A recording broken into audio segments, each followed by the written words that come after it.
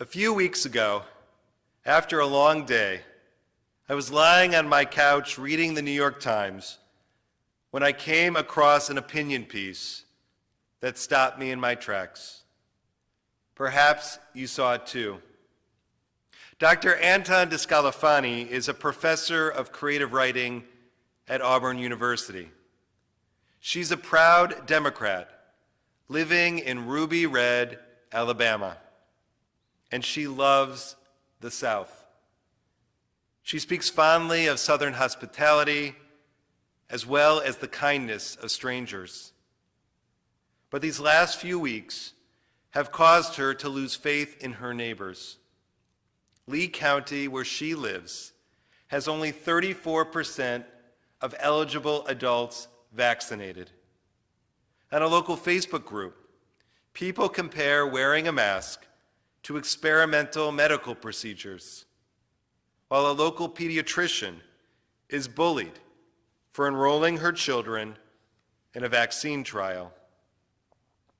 But it's Dr. Descalafani's words that hit home. The pandemic has upended one of my deeply held beliefs, that living among people who are different from you is a good thing. That it is a good thing because it challenges you to think and act compassionately, to love your neighbor. I still believe that. But to be honest, right now, I'd rather live in a place where everyone thought the same way I do, simply because I'd like to live in a place where everyone was vaccinated. How true are her thoughts? How difficult is it to live amongst those who think and act differently from us? How much easier would it be to just walk away? One person who walks away is the prophet Jonah. Later today we'll read his story, but here's a quick refresher. Jonah was minding his own business when God called him. Get up, go to the great city of Nineveh and proclaim against it, for their evil deeds have risen up before me. So what does Jonah do? He flees. He finds a boat leaving the port city of Jaffa and heads in the opposite direction. He sails as far away from God and from Nineveh as possible.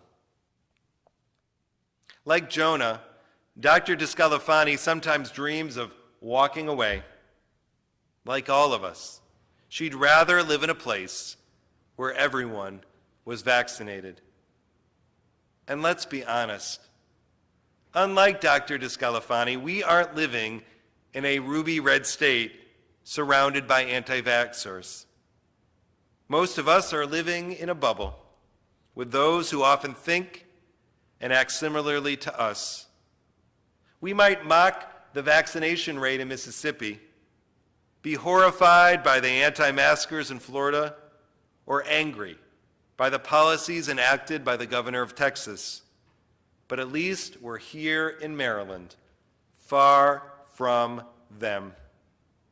We might pretend that we can protect ourselves with our mask mandates, our COVID prevention policies, and our high vaccination rates. Unfortunately, that's a fallacy.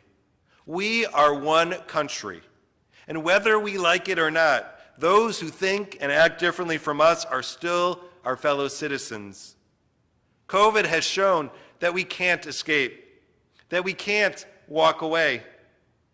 If we can't convince those in our country to wear a mask, take the vaccine, or protect the vulnerable, then we can't get rid of COVID.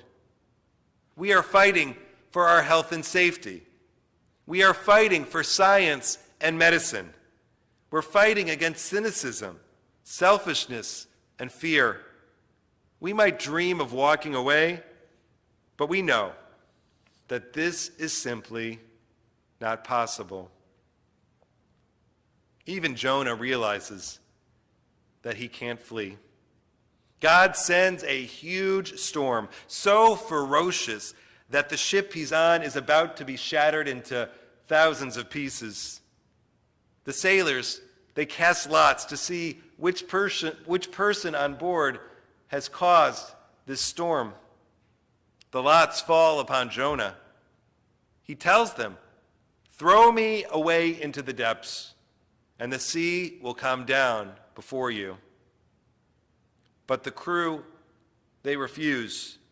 They continue to row towards dry land, even as the sea rages and grows more and more fiercely around them. Jonah was able to see something that the others could not. The sailors on that ship, they needed to change direction, but they continued to do what they'd always done before. Jonah made the brave decision to speak out that a new path was needed. It reminds me of the story of Nahum Goldman, the Jewish leader in the diaspora after World War II and a fierce Zionist.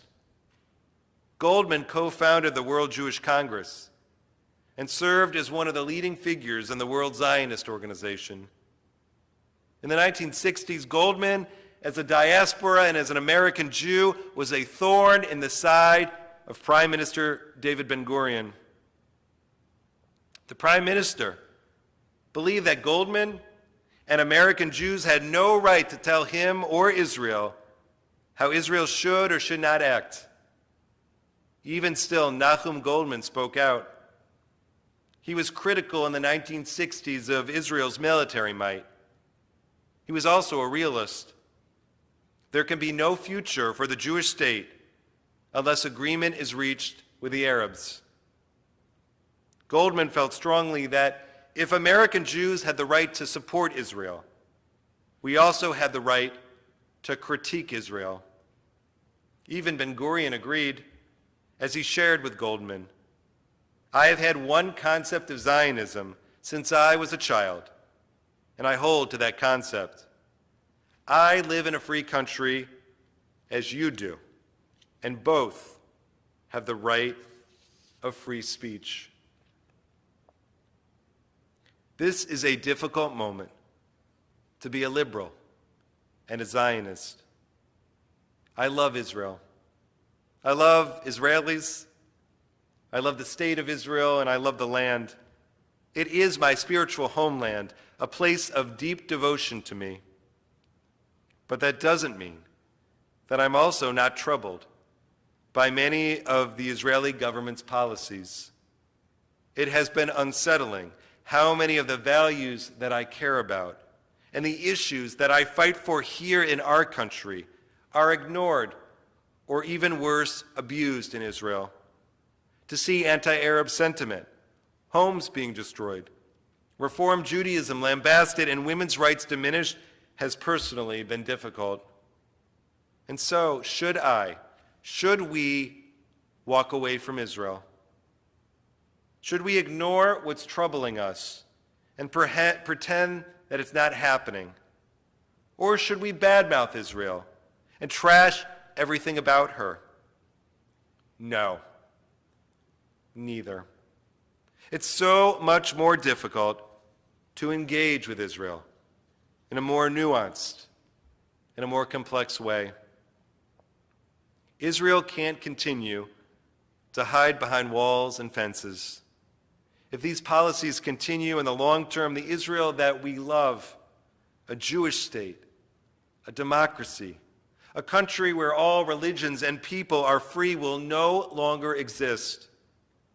We already see that Israel's relationship with the world is fracturing, that its moral position is weakening, and that our Jewish community, especially the youngest amongst us, is losing its deep connection with the Jewish state. Nahum Goldman reminds us that we are all interconnected, Israelis and American Jews, and that we have an obligation as American Jews to show our love, always our love first, but also our critique. And our words and actions, they work. Goldman changed Ben-Gurion. American Jews' vision on civil rights helped reframe the occupation. Like Jonah, our perspective is needed more than ever to help Israel make the brave decision that a new path must be taken. Now, Jonah took a new path too. After his time in that big fish, not a whale, a big fish, Jonah arrives at the great city of Nineveh. He proclaims 40 more days and Nineveh will be overturned. And amazing, his words and his actions, they work. The people of Nineveh fast, they put on sackcloth from poorest to richest. Even the king of Nineveh gets off his throne and declares, "Let all turn back from their evil ways and from the violence." Every single citizen from every single neighborhood came together for the betterment of their city, to end the violence and to lift up the fallen. The wealthy could have said, "Not my problem." They could have stayed in their homes, ignoring the problems that surrounded them. But they didn't. Jonah's words impelled them to act. Now, I'm sure you know where I'm going. Our city is broken. Murder rates continue to climb. Crime unabated, hunger and poverty. Thousands are about to be evicted from their homes. It's so much easier to just look away. If only we stay in the white L and ignore the black butterfly. If we only walk in our safe neighborhoods, if we only drive on specific streets and never after dark, all will be okay. But will it? What happens when we walk away, when we turn a blind eye? Further population decline in the next census, increased crime, loss of city services, more poverty and hunger. Jonah was one person, but he represented the entirety of the Jewish community in a very non-Jewish city of Nineveh. As a Jew, his words mattered, his voice was heard, his actions helped transform a community. And as one of the few synagogues in Baltimore City, our congregation has a unique voice when we join together with our interfaith allies. We can have a greater impact, whether with partners like Build or ICJS, the Black Lives Matter Interfaith Coalition, Jews United for Justice, or any of the many organizations that you are already volunteering with and working with to better Baltimore. We have the power as a synagogue and as a Jewish community to change the trajectory of the city that we love. So many of us have already done this hard work, but have we done enough? The book of Jonah ends in a very peculiar fashion. It is the only book of our Bible that ends with a question. God says to Jonah, "Should I have compassion for the great city of Nineveh and the more than 120,000 souls that live there?" This is a question not only for Jonah. This is a question for each one of us. Do we have compassion? Do we care? Are we connected with the rest of the world? Will we fight? Will we fight for our country, for our democracy, and our kids' safety? Will we fight for our city, for the most vulnerable?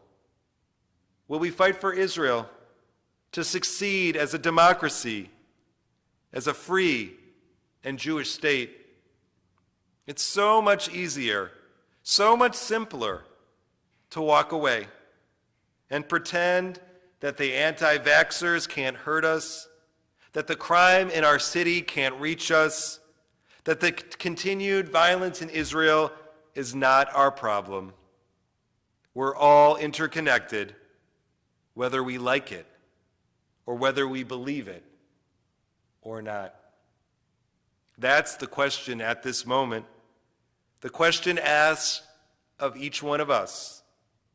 Will we engage with those who think, act, and view the world differently from us? Will we walk away, or will we fight? Shana Tova.